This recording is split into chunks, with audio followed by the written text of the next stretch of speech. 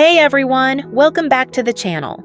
Today, we're diving into a topic that many people wonder about but don't always discuss openly.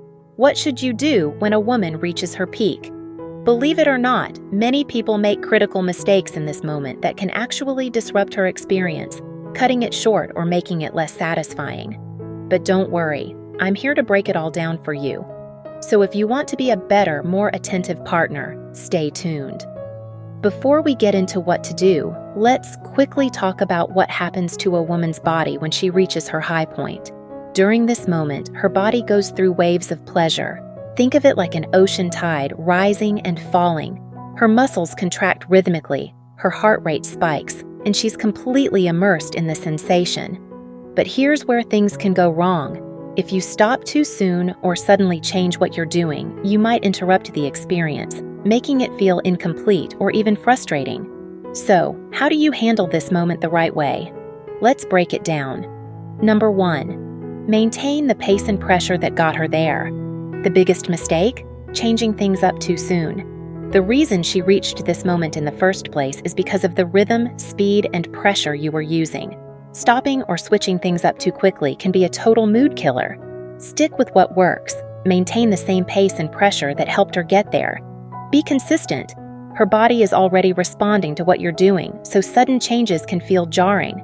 Follow her lead. Some women enjoy softer touches afterward, while others may want prolonged stimulation. Number 2. Watch her body language for clues. If you're wondering when she's truly in the peak moment, her body will tell you everything you need to know.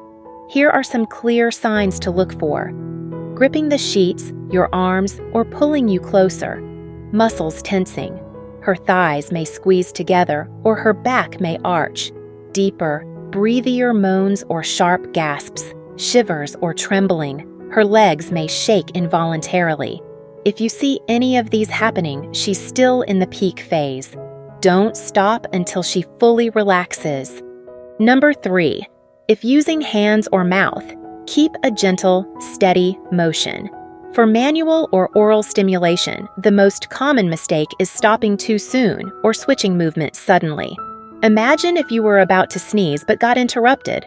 Frustrating, right? That's exactly how it feels when stimulation is removed too early. Keep your movements slow, steady, and rhythmic as she comes down from her high. If she becomes hypersensitive, ease up on direct pressure, but don't pull away completely. A soft touch can be incredibly soothing. If you're using oral, maintain a light, teasing motion instead of intense pressure right afterward. This helps her fully enjoy the aftershocks of pleasure instead of feeling cut off too soon. Number 4. If inside her, slow down gradually. Don't stop abruptly. For penetrative intimacy, the approach is a little different. The biggest mistake? Stopping movement completely the moment she reaches her peak. That sudden lack of sensation can actually feel uncomfortable or even jarring. Slow your movements gradually. Think of it like gently rolling to a stop instead of slamming the brakes. Stay close and connected. Many women enjoy feeling their partner's warmth and presence in the aftermath. If she's still sensitive and wants more, pay attention to her cues. Some women enjoy extended pleasure, while others need a break. The key is not to rush. Let her ride out every wave of pleasure without abrupt interruptions. Final thoughts.